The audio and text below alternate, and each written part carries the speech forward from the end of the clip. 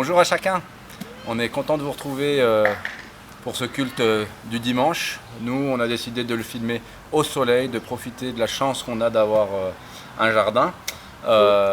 Et on est content de pouvoir le partager, de se réaliser que quand on dit que l'église, ce n'est pas le bâtiment, c'est une réalité. L'église, c'est le jardin, l'église, c'est le canapé dans lequel tu es assis.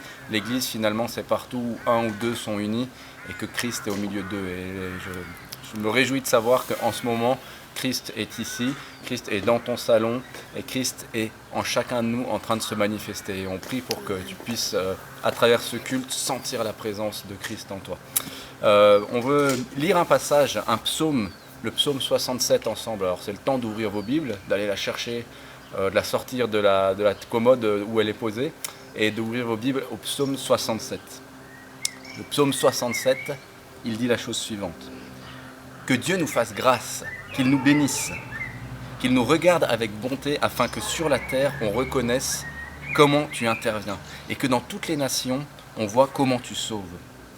Que les peuples te louent, ô Dieu, que tous les peuples t'adressent leurs louanges, que les nations jubilent et qu'elles chantent dans l'allégresse, car c'est avec justice que tu juges le monde et c'est avec droiture que tu juges les peuples. Que les peuples te louent, ô Dieu, que tous les peuples t'adressent leurs louanges. La terre a produit sa récolte, Dieu notre Dieu nous a bénis. Oui, que Dieu nous bénisse et qu'il soit révéré jusqu'aux confins du monde. Je ne sais pas comment vous prenez quand on lit « La terre a produit sa récolte », mais je trouve que c'est bien de se mettre une image là derrière. Pour les paysans, c'était facile, la terre a produit sa récolte, mais qu'est-ce que signifie cette récolte pour toi aujourd'hui? Quel mot tu peux mettre là derrière? Peut-être tu peux mettre le mot... j'ai pas envie de mettre des mots en fait, mais réfléchis un mot pour toi. Qu'est-ce que signifie cette récolte pour toi? Ça peut être quelque chose que Dieu t'a apporté, quelque chose qu'il t'a fait comprendre, quelque chose qui a germé et qui t'a fait changer d'avis. Réfléchis à qu'est-ce qu'est cette récolte. Et cette récolte doit être un sujet de joie parce qu'elle est apportée par Dieu. Parce que c'est lui qui a fait tomber cette pluie, qui a semé cette graine, qui a poussé. Et c'est une raison de se réjouir et de vouloir célébrer Dieu ce matin. On veut chanter deux chants qui s'appellent « Béni soit ton nom » et l'autre qui est « Dans chaque saison ».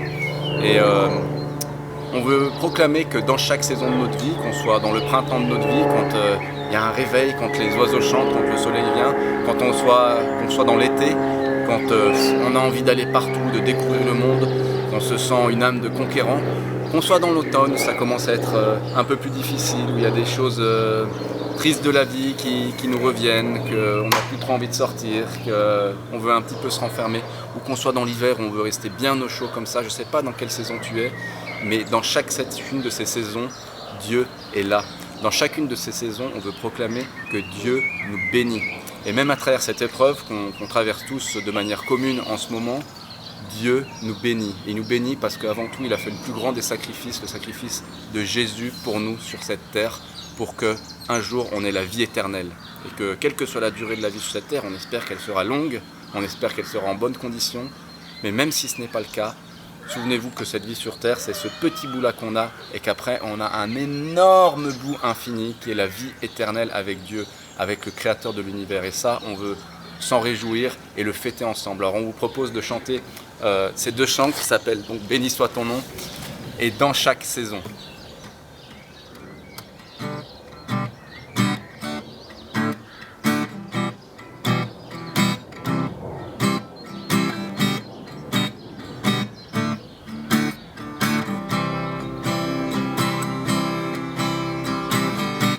Béni soit ton nom, là où tu donnes l'abondance et déverses ta bienveillance. Béni soit ton nom. Et béni soit ton nom, quand ma vie traverse un désert, quand je marche en terre inconnue. Béni soit ton nom. Tes bienfaits font naître en moi les chants de louange. Et même au cœur de la nuit, Seigneur, je redirai béni soit le nom du Seigneur, béni soit ton nom, béni soit le nom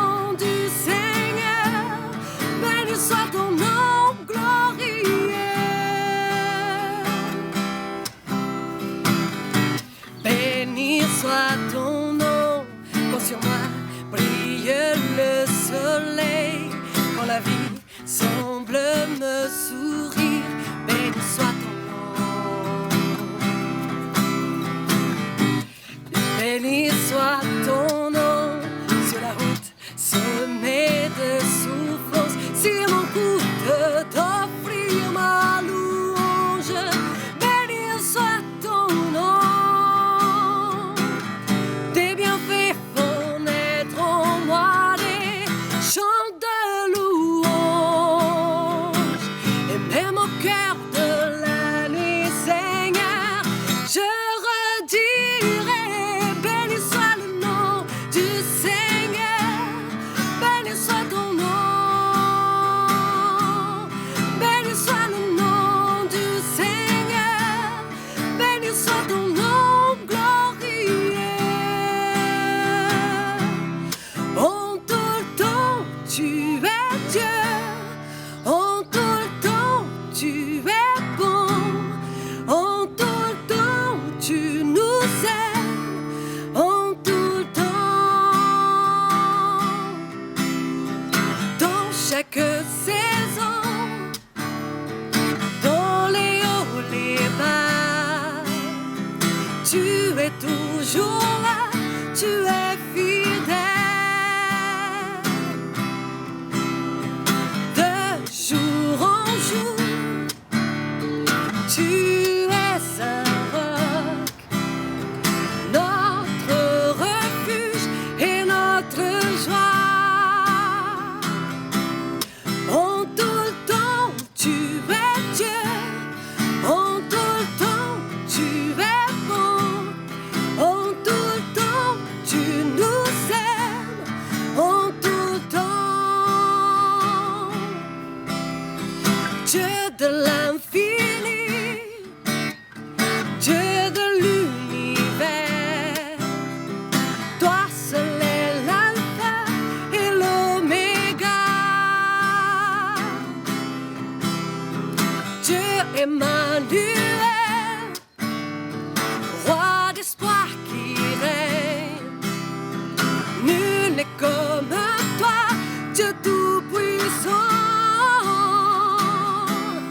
En tout le temps, tu es Dieu, en tout le temps, tu es bon, en tout le temps, tu nous aimes, en tout le temps. Tu donnes et tu reprends, tu donnes et tu reprends. Mon cœur choisit de dire, tu es bon, tu es bon. Tu donnes et tu reprends, tu donnes et tu reprends. Mon cœur choisit de dire, tu es bon, tu es bon. Tu donnes et tu reprends, tu donnes et tu reprends. Mon cœur choisit de dire, oh béni soit ton nom, béni soit le nom du Seigneur, béni soit ton nom, béni soit le nom du Seigneur, béni soit ton nom glorieux, ton nom glorieux, ton nom glorieux, béni soit ton nom. Voilà, on vous laisse maintenant avec Pasteur Phil pour un message. On espère que ce petit moment vous a plu et on prie pour que le message de Pasteur Phil ne soit pas que le message de Pasteur Phil, mais qu'il soit guidé par Dieu et qu'il puisse toucher votre cœur. Donc on pose les soucis, on pose les fardeaux et on laisse la parole de Dieu venir et nous nourrir. À toi, Pasteur. Yes, alors nous voici pour ce deuxième message rediffusé dans vos foyers. Écoutez, il faut que je vous raconte quelque chose parce que pour ceux qui ont écouté le message de la semaine passée, Corona Ictus, Vous vous souvenez que j'ai mentionné que depuis plusieurs semaines, depuis plusieurs mois, j'ai cette phrase de Mardochée à adresser à Esther, cette phrase lorsqu'il lui dit « Qui sait si tu n'es pas né pour un temps comme celui-ci » qui résonne et qui tourne quasiment en boucle dans mes pensées. Il faut que je vous raconte quelque chose parce que dimanche passé, à mon tour, j'étais avec des amis, avec la famille Skit. On regardait, nous aussi, dans nos foyers, le message. Alors, ça fait bizarre de se regarder soi-même et contrairement à ce que des fois on peut faire, les prédicateurs, on va éventuellement des fois se regarder pour évaluer, etc. Et là, je me suis vraiment mis dans un état d'esprit à recevoir ce que au-delà de la personne, recevoir le message qu'il y avait. Et ça peut paraître bizarre, c'est une première expérience pour moi, mais j'ai été confronté. Le gars qui parlait, ce qui sortait de sa bouche m'a confronté. Et ce qui m'a fait réaliser une fois de plus que ce que nous disons, ce n'est pas notre message, c'est le message de l'Esprit pour son Église. Et là où je veux en venir, c'est qu'à un moment donné, vous vous rappelez, pour ceux qui ont vu le message, à un moment donné, j'ouvre la Bible comme ça pour mentionner que cette Bible est notre dernier rempart. Et lorsque je l'ai ouvert, on a continué, mais en regardant cette scène-là, moi, je n'ai pas vu ce qui se passe de l'autre côté de la caméra. Et là, toute la famille, on était là et j'ai sursauté. Pourquoi? Parce qu'en ouvrant, je me suis aperçu que ça s'est ouvert directement sur le livre, la première page d'Esther. Et je n'avais pas prévu ça, il n'y avait pas de marque-page ni quoi que ce soit. Alors, est-ce que Dieu, dans le portrait, des fois, on va dire « Ah, j'ouvre ma Bible et Dieu va me parler ». Je ne crois pas que c'est une bonne méthode pour chercher la volonté de Dieu ou quoi que ce soit. Mais j'ai trouvé ça vraiment, vraiment curieux. Et étant donné que ça fait plusieurs semaines, plusieurs mois que le livre d'Esther résonne dans mes pensées, dans mon esprit, aujourd'hui, j'aimerais qu'on puisse se pencher sur le premier chapitre de ce livre-là. Et le titre que je donnerais à ce message-ci, c'est « La reine d'un seul chapitre ». Juste pour se mettre rapidement en contexte, et ce n'est pas une étude du livre d'Esther en tant que tel, mais juste pour qu'on puisse se situer. Le livre d'Esther, en fait, Esther précède d'environ 25-30 ans la venue de Néhémie. Donc, elle est dans cette période-là. Et lors de la 3e année du règne du roi Xerxès ou Assuérus, selon les versions que vous avez, lors de la 3e année de ce roi, il va organiser, donc après la 3e année, il va organiser une méga fête, un méga party de 180 jours. 180 jours. Si je ne me trompe pas, ça fait 6 mois. OK, ça n'a rien à voir avec la fête, ce que je vais dire là, mais avec tout ce qu'on vit, là, il y a Pierrick derrière la caméra, on a pris un temps de prière aussi pour chacun et chacune d'entre vous, et ça fait du bien de se voir, même si on n'est pas des dizaines, mais juste voir 1 ou 2 personnes de temps en temps ici et là, de frères et sœurs, ça fait tellement du bien. Et je sors un peu de mes lignes, mais quand je lis ça, 180 jours, 6 mois de fête. Moi, je vous le dis, lorsqu'on va se revoir, et je ne suis pas le seul à le dire, lorsqu'on va se revoir, on ne sera plus dans nos salons, on sera unis dans un même endroit. Moi, je propose qu'on fasse 6 mois de méga câlins pour rattraper tout ce temps perdu. Rien à voir avec le contexte de notre texte biblique, mais quand même. Donc, tout ça pour dire qu'il y a un roi, il y a ce roi-là qui va faire 180 jours de fête. Il va y avoir 3 banquets sur cette période de 180 jours. Le premier va être destiné à ses leaders politiques. Le deuxième, vers la fin des 180 jours, il va ouvrir ce banquet-là à monsieur, madame, tout le monde du peuple, du plus riche au plus pauvre. Tout le monde va avoir accès au meilleur mets du roi. Et le 3e banquet, c'est celle de la reine, de sa femme, de l'impératrice, qui va organiser un banquet entre les femmes du royaume. Et à la fin de la période de ces 180 jours de festivités, nous arrivons à ce moment-ci, je vais lire le texte. Voici ce que nous apprenons. Ça va jusqu'ici? Vous êtes bien installés chez vous? Ça va? Vous avez votre tasse de café, croissant, je ne sais pas. Alors, je lis Esther, chapitre 1, les versets 5 à 12. À la fin de la période des 180 jours de festivité, voici ce que nous apprenons. Au verset 5. À la fin de cette période, l'empereur offrit à toute la population de Suse, riche ou pauvre, un banquet qui eut lieu pendant 7 jours dans les jardins du palais impérial. En passant, je lis dans la version du Semeur, comme vous le savez, c'est mon habitude. Verset 6. Des tentures de lin blanches et bleu ciel étaient fixés à des colonnes de marbre par des cordelières blanches et pourpres passées dans des anneaux d'argent. Des divans d'or et d'argent étaient disposés sur des dallages de mosaïque faits avec du porphyre, du marbre, de la nacre et de l'agate. Ça, c'est le décor. Magnifique. Somptueux décor. Verset 7. On servait des boissons dans des coupes d'or, toutes différentes de forme. Le vin de l'empereur coulait avec une générosité toute impériale.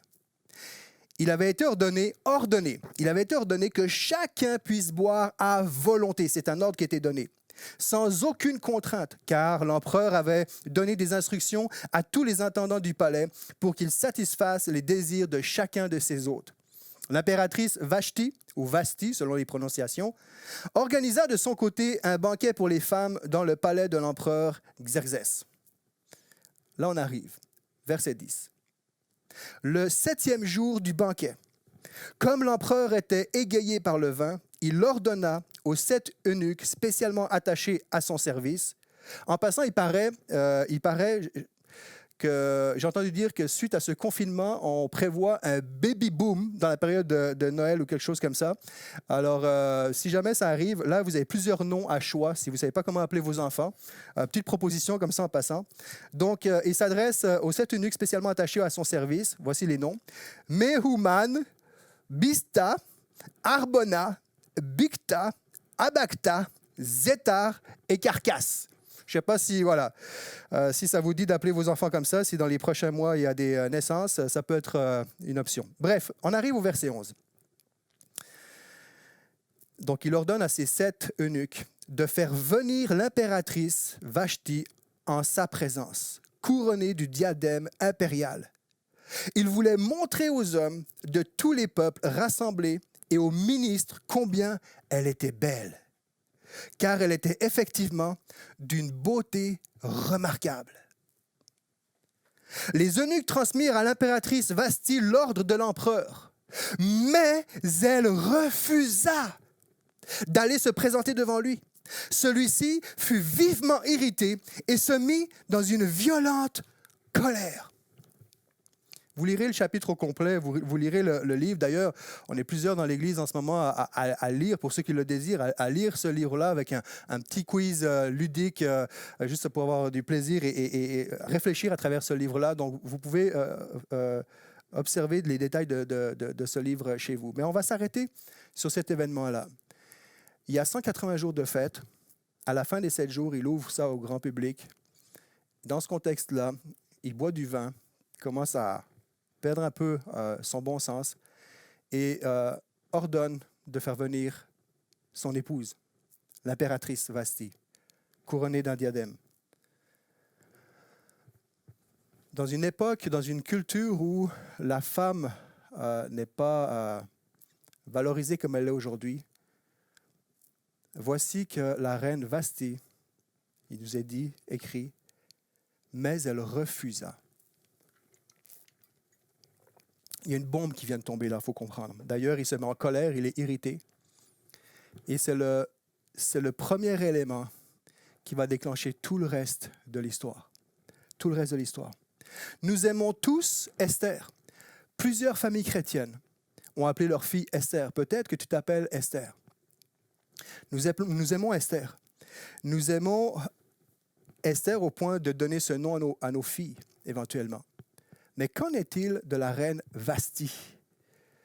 C'est tout juste si on se souvient de cette reine-là. Sur 10 chapitres, elle a un seul chapitre consacré à sa vie. C'est tout juste si on se souvient d'elle. Et lorsqu'on s'en souvient, c'est sûrement pas dans une optique positive. C'est sûrement pas dans une optique de « Ah oui, la reine Vashti, ouais, c'est vrai, je pourrais appeler ma fille Vashti. Ouais, ce serait une bonne idée, non? » On ne s'en souvient quasiment pas, pour ne pas dire pas du tout. Tout le monde parle du livre Esther. Tout le monde est prêt. La majorité, nous sommes prêts à appeler nos filles Esther. C'est un beau nom qui veut dire étoile, qui veut dire, justement parce qu'il semble qu'elle était aussi belle que la plus belle des étoiles de la nuit. Et c'est pour ça, d'où le nom Esther, qui est le nom d'une fleur, myrte, une fleur qui est étoilée. Bref, c'est magnifique. Mais Vashti, qui veut appeler sa fille Vashti? On s'en souvient quasiment pas. Pourquoi? Peut-être parce que dans le souvenir inconscient et collectif de la majorité d'entre nous, Vasti est la reine de la désobéissance. Vasti est la reine de l'insoumission. Vasti est la reine de la disgrâce. Vasti est la reine du rejet. Qui voudrait donner un nom qui rappelle le souvenir d'une reine qui était déchue, une reine qui était rejetée par son roi, une reine qui était reconnue, réputée à ce moment-là pour être insoumise à la demande de son mari? Qui? Et pourtant, sur les 10 chapitres du livre d'Esther, comme j'ai mentionné, Vasti est la reine d'un seul chapitre. Un seul chapitre. Certaines personnes pensent que Vasti n'était pas son nom original, que c'est le nom qui lui aurait été donné par son roi, au même titre que Esther, la belle Hadassa. Esther était Hadassa avant d'arriver au palais et va être nommée Esther.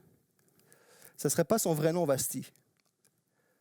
Mais ce qui est intéressant, c'est que si Esther signifie l'étoile de la nuit ou la beauté de l'étoile, Vasti veut dire bien-aimée, la bien-aimée, la meilleure. La bien-aimée, la meilleure. Et cette bien-aimée, celle qui était vue comme la meilleure aux yeux de son propre roi, de son époux, va être rejetée. Elle va être bannie du royaume, de son titre de reine. J'aimerais vous lire ce résumé pour nous faire réfléchir un petit peu. Et si dans un livre, au lieu d'avoir le rôle principal, tu n'aurais qu'un seul chapitre parlant de toi, qu'aimerais-tu y inscrire? Comment voudrais-tu que de toi, nous puissions nous souvenir? Plus encore, si à la fin de ce livre, la grande majorité des lecteurs ne se souvenaient même plus de ta contribution, pire encore, ceux qui se souviendraient de toi associeraient ton nom à des impressions négatives. Comment réagirais-tu? Aimerais-tu toujours être dans ce livre? Je vous souhaite la bienvenue dans la vie d'une reine, dans la vie de cette reine, la reine d'un seul chapitre. Moi, cette femme, elle me parle énormément. Esther par-ci, Esther par-là. Esther qui a donné le nom au livre complet de ces 10 chapitres. Mais lorsqu'on arrive à la fin, Vasti, elle passe complètement sous les radars. On va même inconsciemment peut-être la juger parce que quand même, elle a refusé l'ordre de son mari de se présenter.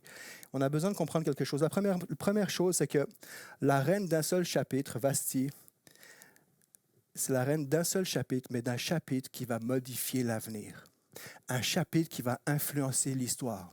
Un chapitre qui va museler le plus grand des complots de l'humanité.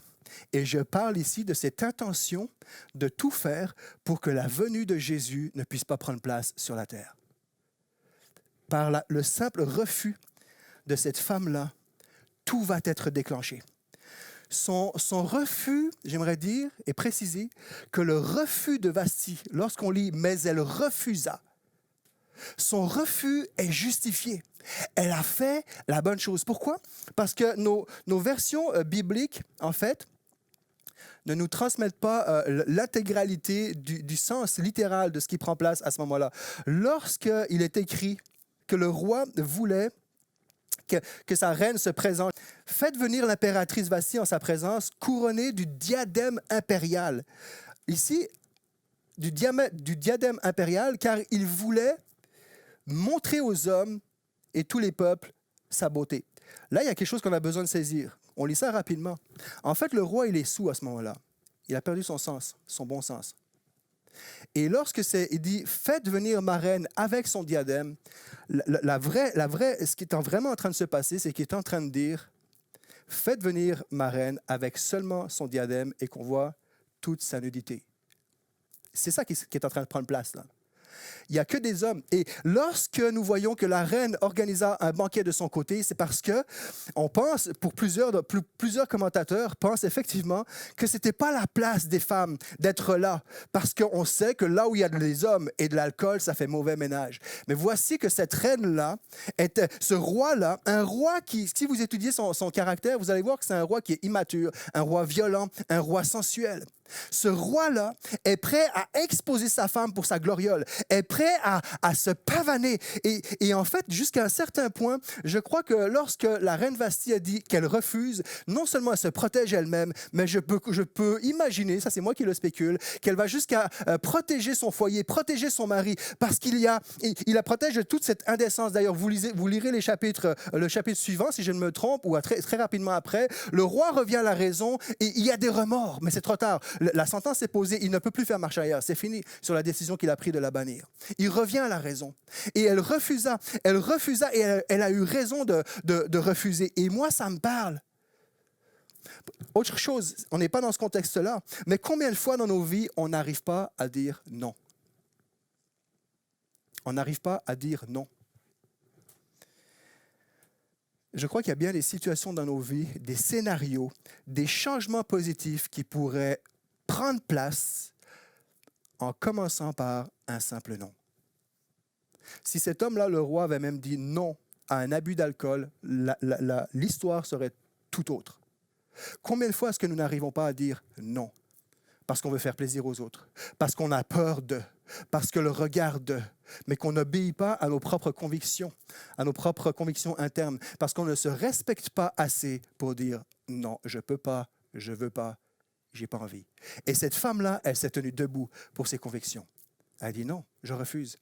Parce qu'il y a quelque chose qu'il faut qu'on saisisse. Et c'est pour ça que j'admire cette femme. C'est que lorsqu'elle a dit non, elle savait très, très, très bien à quoi est-ce qu'elle s'exposait. Elle était pleinement consciente. Elle était pleinement consciente de ce dont à quoi elle était exposée. Derrière tous ces événements qui semblent, entre guillemets, ordinaires, parce que ce n'est pas ordinaire de se pavaner comme ça avec une couronne et d'avoir un banquet de 180 jours, mais quand même, il y a des petits gestes qui sont là.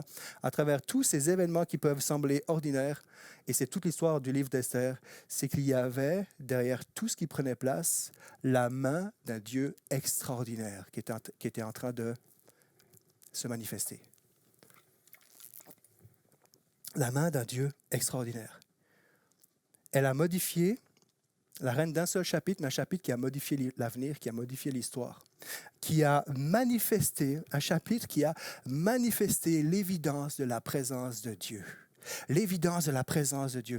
Parce que la seule faute, plus justement dit, la seule raison pour laquelle la reine Vasti va être démise de ses fonctions, la seule raison, c'est en ayant une perspective divine que nous pouvons la comprendre, que nous pouvons comprendre la raison. La seule raison, c'est que cette femme-là n'était pas juive.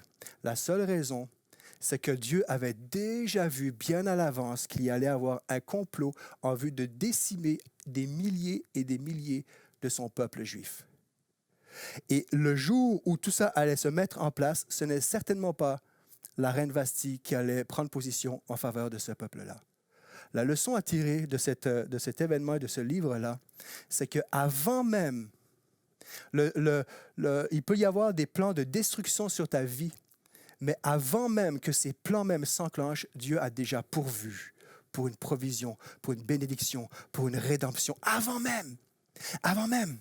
Et le seul chapitre de cette reine-là va commencer déjà à manifester l'évidence de la présence de Dieu. Vous le savez déjà certainement, le livre d'Esther est le seul livre où le nom de Dieu n'est pas mentionné, n'est pas prononcé. Mais nous sommes plusieurs à penser cela, c'est que Dieu n'a pas besoin de se mentionner pour agir. Et dans nos vies, parfois, on a l'impression qu'au même titre que dans ce livre-là, on ne trouve pas le nom de Dieu. Dans nos vies, parfois, on a l'impression que Dieu est absent, que Dieu est en retrait, que Dieu est silencieux, que Dieu est en vacances, que Dieu est confiné à quelque part. Parce qu'on pense mais on ne réalise pas que Dieu est là, Dieu agit. Dieu agit dans ta vie. Dieu savait ce que nous vivons présentement. Dieu savait qu'un jour, vous seriez dans votre salon en train d'écouter ce message. Dieu savait qu'un jour, Pierrick et Philippe et Rémi et d'autres allaient enregistrer un message dans un bureau. Dieu savait tout cela. Dieu savait à l'avance et il avait déjà prévu pour un plan de rédemption. Le livre d'Esther, c'est l'histoire d'un Dieu qui met tout en œuvre pour déployer son plan de rédemption. Parce que si le peuple juif, à la fin du livre, au milieu du livre, si le peuple juif avait été éliminé, eh bien, c'est tout l'avenir de la lignée messianique qui était en jeu à ce moment-là. Et Dieu est en train de mettre des choses en place. À travers le rejet de cette reine-là, il est en train de faire de la place pour qu'une femme, selon sa pensée, une femme selon ses intentions, puisse prendre place et jouer un rôle dans le grand plan qui nous dépasse tous. Et la reine Vashti ne réalise pas qu'il y a un plan qui la dépasse, mais il reste que, humainement parlant, elle a des leçons à nous donner. Dernièrement, la reine de ce seul chapitre non seulement va modifier l'avenir, non seulement va manifester l'évidence de la présence de Dieu qui est en train de se mettre en place, de se manifester, mais va mobiliser les consciences d'une Église tiède et apathique.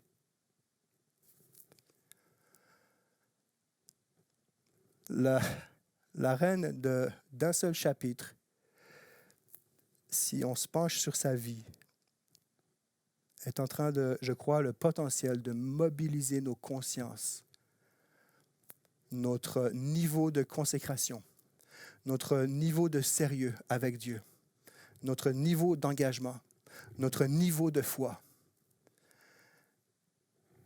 À quoi est-ce que elle a refusé de quoi? Son refus consistait en quoi à la reine Vashti? En quoi consistait le refus de la reine Vashti? La reine Vashti refuse de s'exposer. La reine Vashti refuse de protéger son titre. Je vous l'ai dit, elle était parfaitement consciente des conséquences potentielles. Parce que là, elle était éjectée, mais potentiellement, cette femme-là aurait pu être mise à mort. C'est une époque de barbares. C'est une époque où les empereurs avaient, comme les rois, droit de vie et de mort sur quiconque s'opposait à eux. Donc, en fait, c'est sa vie qu'elle met en jeu. Ça, c'est encore une fois, c'est moi qui l'interprète, mais je pense que si elle est restée en vie, c'est parce que je crois que ce roi-là aimait cette femme, pour qu'il appelle Vashti la meilleure, ma bien-aimée. Et à quelque part, j'ose croire que c'était aussi la grâce de Dieu qui l'a gardée en vie. Mais potentiellement, cette femme méritait la mort, à titre d'exemple, pour tout le monde.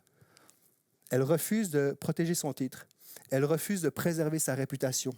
Elle refuse de se plier ni même une fois. Elle aurait pu dire « Wow, c'est juste une fois quand même, il y a un gros banquet, 180 jours, on arrive à la fin, je peux quand même faire honneur à mon mari, puis c'est juste un mauvais moment à passer, allez, c'est pas grave. » Combien de fois dans nos vies on cède à des choses sur l'influence de nos amis au lycée, au collège, ou même les adultes, hein? Ah, ben c'est pas grave, c'est juste une fois. La reine Vashti refuse de se plier, même une fois, elle refuse de se plier. Elle refuse de sous-estimer son droit de pouvoir dire non. J'aimerais te dire, tu as le droit et le pouvoir de dire non à des situations qui sont non acceptables, à des propositions indécentes. Tu as le droit de dire non. Donc, elle refuse de sous-estimer son droit de dire non. Elle refuse de se salir. Elle refuse de céder à la menace et à la peur. Tout en elle aurait pu crier, logiquement, aurait dû crier, ben non, c'est mon empereur, c'est mon roi, je dois être soumise, il faut que je l'obéisse. Si je ne le fais pas, je vais perdre mon titre, je vais perdre ma réputation, je vais perdre mon règne. Et ce qui veut dire, je vais perdre tous ces canapés en or, toutes ces coupes en or, toute cette abondance, je vais perdre tout ça, au moins une fois, puis c'est fini. Non, elle refuse de se soumettre à cela. Et la reine Vashti me parle dans ce sens que sa valeur et son identité, écoutez bien ceci, sa valeur et son identité n'étaient pas dans la couronne qu'elle portait. Wow! Esther qui est tellement présente dans tout le livre. Esther qui est qui fait l'objet de noms de plusieurs de nos filles, de nos sœurs, de nos mères dans le milieu chrétien. Esther par-ci, Esther par-là. Mais la reine Vashti est cette femme dont la valeur et l'identité n'étaient pas dans la couronne qu'elle portait. En refusant, elle rentre dans la ligne et le caractère de ces hommes de la Bible qui ont refusé. Je pense à Moïse, Hébreux chapitre 11, versets 24-25. Par la foi, Moïse, devenu adulte, a refusé d'être reconnu comme le fils de la fille du Pharaon. Il a choisi de prendre part aux souffrances du peuple de Dieu plutôt que de jouir momentanément d'une vie dans le péché. Vous allez me dire, autre contexte, autre raison de refus, mais quand même, il a refusé. Il a refusé de s'associer à la royauté. Il a choisi de se joindre à la souffrance de son peuple plutôt qu'à une vie éphémère. Shadrach, Meshach, Abednego, Daniel. Vashti est dans ligne directe. Elle est de la trempe de ces hommes-là. Ont refusé de se soumettre au Dieu de l'époque, au prix, quitte à ce que ça coûte leur vie. Et Vashti, c'est exactement ce qu'elle va vivre. Vashti, c'est cette femme qui a préféré perdre sa couronne que de se prostituer devant tout le monde en exposant sa nudité. Vashti, c'est cet étudiant qui préfère avoir une mauvaise note dans ses examens plutôt que de devoir s'endormir avec une conscience, la conscience d'avoir triché. Vashti, c'est ce jeune homme, cette jeune fille qui préfère briser ses fiançailles plutôt que d'avoir des relations sexuelles pour convaincre, pour prouver à son partenaire qu'il l'aime, qu'il ou elle l'aime.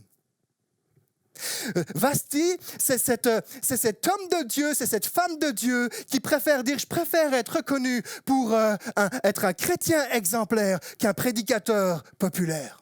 Vashti, c'est cette femme dont l'identité n'est pas dans sa couronne, mais elle sait qui elle est.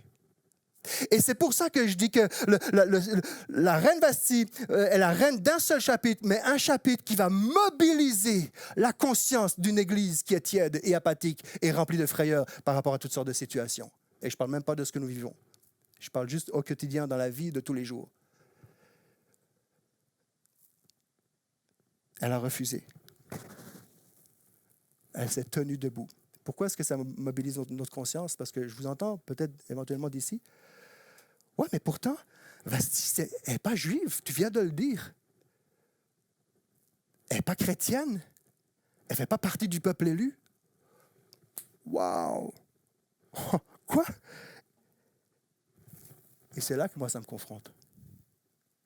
J'aimerais juste dire ceci. Quelqu'un a dit que savoir dire non est une preuve de maturité spirituelle. Savoir dire non est une preuve de maturité spirituelle. Où est-ce qu'on en est dans notre relation avec Dieu? Qu'est-ce qu'on accepte? Jusqu'à quel point est-ce qu'on devrait dire non? On devrait dire non là où on dit oui. Refuser des choses. Refuser des propositions. Refuser de se laisser aller dans nos pensées. Refuser de se compromettre. La liste pourrait être longue. Le refus de Vashti a démantelé le pire des complots. Et là, je ne parle pas de théorie de complot avec des vaccins et des virus. Non. Le pire des complots, tu sais ce que c'est, le pire des complots?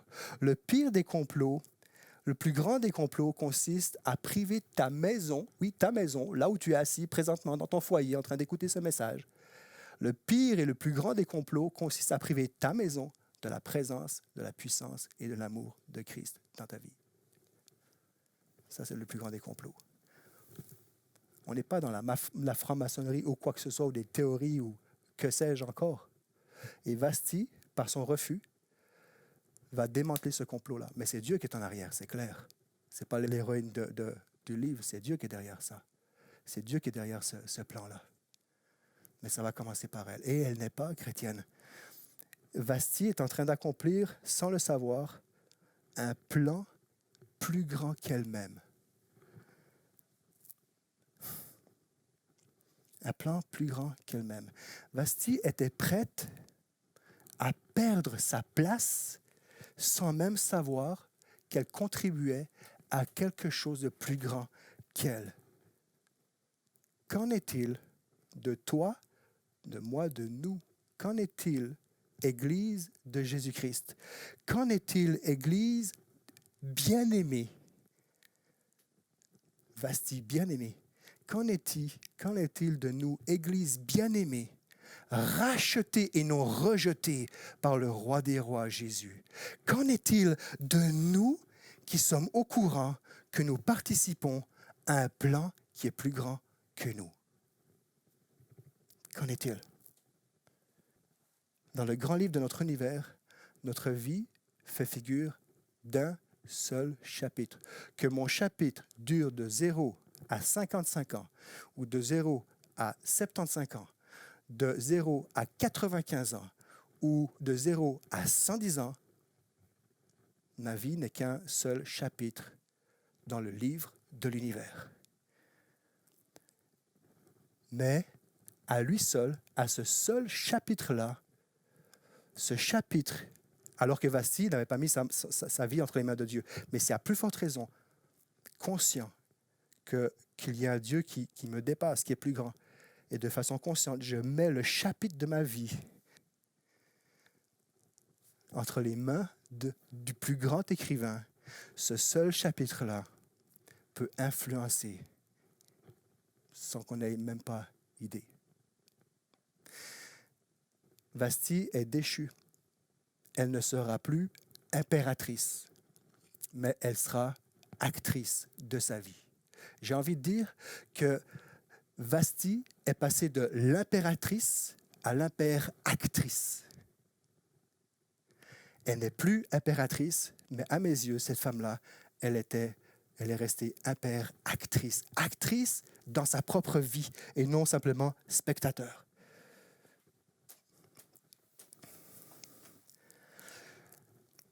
J'ai envie de dire aussi qu'elle a perdu tous les pouvoirs du royaume, avec tout ce que ça implique, mais elle était reine de sa vie. Pas dans le sens, ouais, c'est moi le Dieu de ma vie, je ne parle pas de ça ici, mais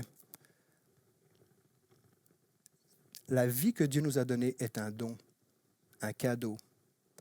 À nous de l'utiliser de la bonne façon. Et personnellement, j'ai envie de suivre l'exemple de cette femme dont l'identité n'était pas dans son ministère, n'était pas dans l'église qu'elle avait, n'était pas dans sa carrière professionnelle, n'était pas dans le regard des autres, n'était pas dans ses biens matériels. Elle savait qui elle était, je pense, pour avoir été capable de refuser avec toutes les conséquences dont elle était consciente. Et moi, j'ai envie, personnellement, de prendre, et je nous invite ce matin, aujourd'hui, en terminant, à prendre un temps de recueillement, de louange. Et le Seigneur, prends ma vie, puis c'est un jour à la fois. Il y a des jours où mon chapitre est plus efficace, il y a des jours où le chapitre de ma vie, il y a des ratures dedans, mais par la grâce de Dieu, Seigneur, je veux t'offrir ma vie à toi, mon roi, qui fait de moi ta bien-aimée, ton Église, qui m'a racheté, qui ne me rejette pas, et qui, en plus de ça, peut passer à travers ma vie, mes talents, mon caractère, ma personnalité, qui je suis, qui tu es, pour amener ce qu'il a envie d'amener auprès de chacun et chaque personne qui sont autour de nous, chrétiens ou non chrétiens. Je vous laisse avec cette pensée-là, avec cet appel, je dirais, un appel à devenir acteur de nos propres vies en plaçant le chapitre de notre existence dans celle de l'essence même de Dieu. Que le Seigneur vous bénisse abondamment. Encore une fois, courage. On n'est pas seul. On n'est pas seul. Yes. Soyez bénis. Merci Pasteur Phil pour ce message sur la reine Vasti, la reine d'un seul chapitre. Moi j'ai retenu qu'à un moment elle a dit non. À un moment où peut-être elle avait plein de raisons de dire oui, peut-être qu'elle était rongée par la peur, rongée par des choses que nous aussi on peut traverser. Mais elle a osé dire non. Et c'est le sens de ce chant qu'on veut vous apporter maintenant. Si la lune me glace. Il y a des moments où on peut se sentir glacé, où on peut se sentir qu'on ne peut pas bouger, pas en confiance, et tout nous pousse dans un sens. Et c'est le moment où il faut dire non à ce qui nous glace et oui à celui qui est en haut. Si la lune me glace, je lève les yeux vers le sommet. Toi seul est mon Dieu. Et je proclamerai que c'est toi seul qui est mon Dieu, toi seul qui est ma force, et nulle autre chose que le monde peut nous apporter. C'est ce chant qu'on veut amener maintenant.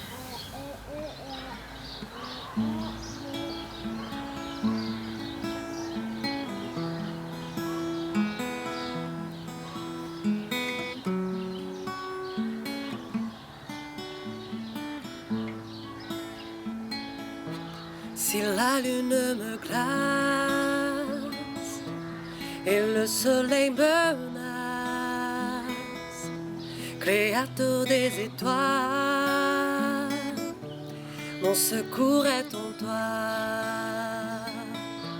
Si mes larmes ruissellent et que mon pas chancelle, Créateur de la terre, mon secours est en toi. Je lève les yeux vers les hauts sommets. Toi seul est mon Dieu, je proclamerai. Toi seul est ma force, toi seul me restaure mon secours est en toi. Toujours tu me portes, jamais tu ne dors, mon secours est en toi.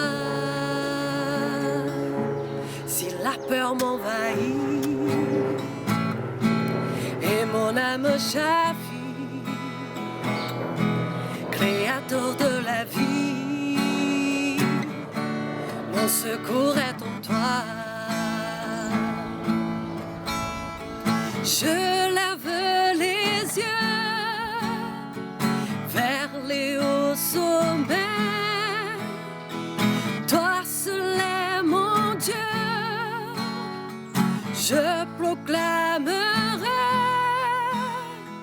Toi seul est ma force, toi seul me restaure, mon secours est en toi.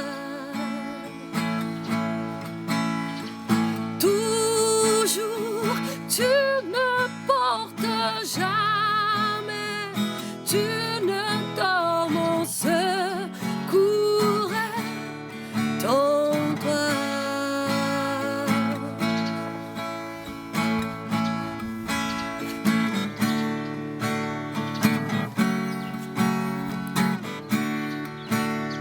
Ta victoire, mon espoir, ton chemin, mon destin, ton salut, mon refuge, tout est en toi. Ta victoire, mon espoir, ton chemin, mon destin, ton salut, mon refuge, tout est en toi. Ta victoire, mon espoir, ton chemin, mon destin, ton salut, mon refuge, tout est en toi. Ta victoire, mon espoir, ton chemin, mon destin, ton salut, mon refuge, tout est en toi. Je lève les yeux vers les hauts sommets. Toi seul est mon Dieu, mon secours est en toi.